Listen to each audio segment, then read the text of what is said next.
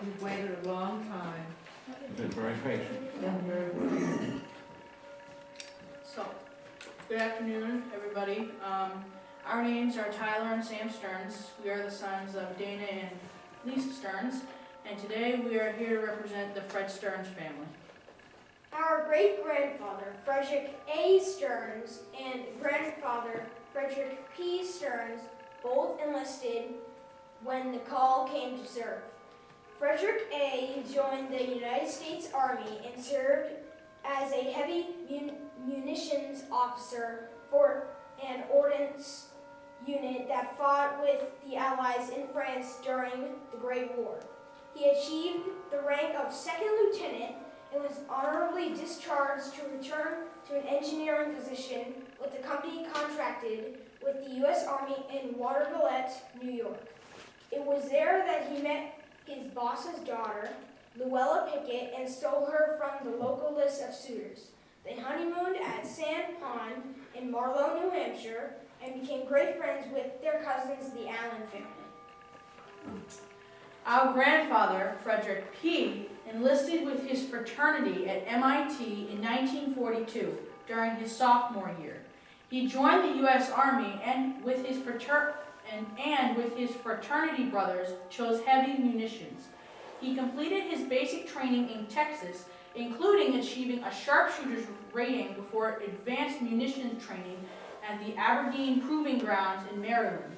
He was assigned to an HAM, a heavy artillery maintenance unit, that was ordered to England in preparation for the invasion of Europe. Grampy's unit traveled to New York City, where they boarded the HMS Queen Mary for the voyage to England. He was assigned to a bunk in the ship's swimming pool, drained of water to make room for groups of bunks stacked 7 high. He was the 5th of the 7.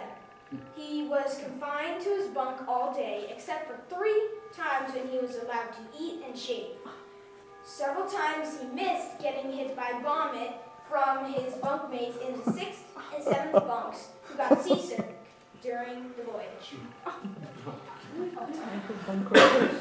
Grampy arrived in Liverpool, where he remembered the Diamond Dance and the coffee and donuts parties at the USO. He trained in a series of camps and described boarding trucks that took him through the countryside to Plymouth. He told us that he boarded an LST, short for Landing Ship Tank, and bounced like a cork in the storm for 2 days before joining 6,938 other ships for the voyage to Normandy on June 5th, 1944. Grampy never spoke much about what happened next. We know that he was one of 23,250 American GIs to land on Utah Beach, D-Day, June 6, 1944. 156,000 Allied troops landed on Sword, Juneau, Gold, Omaha, and Utah beaches, as well as Point du Hoc and the fields just inland the night before and during what is now known as the Day of Days. Grampy's unit spent the day unloading munitions from the LST. His unit participated in the Normandy, Northern France, and Rhineland I campaigns.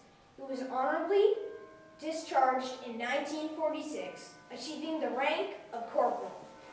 He never discussed many details with his family. He lost a lot of friends in his MIT fraternity.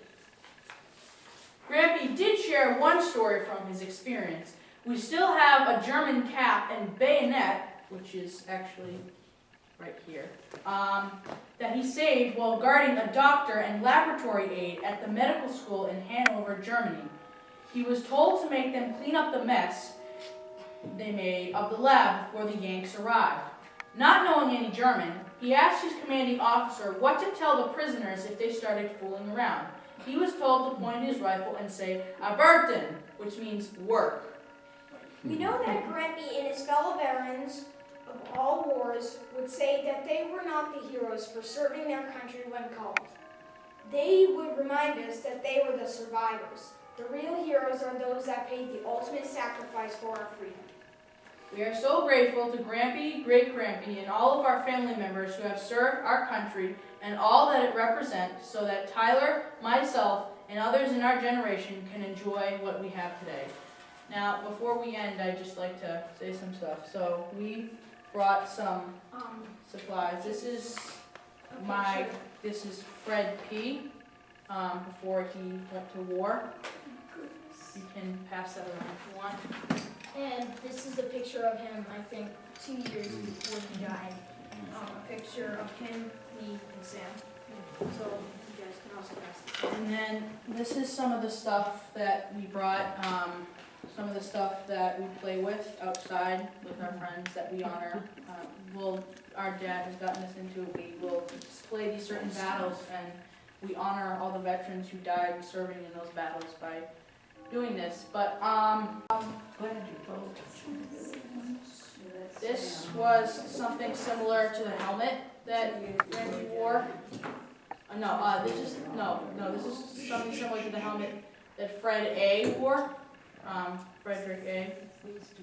And this helmet is the similar one to what Frederick P. wore. It was made of steel, and his helmet would have this netting, which put grass and leaves for more camouflage. And this is a gas mask, which definitely Fred A. had when he served, because as many of you know, and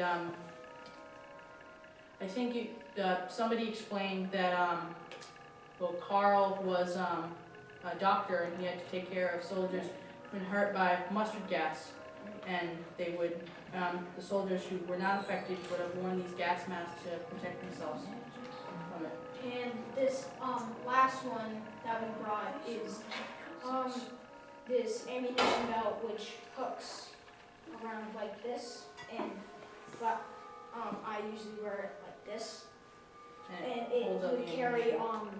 the clips for this rifle. That's it. Is there any Okay, questions? thank you very much, Gary. And just one other thing.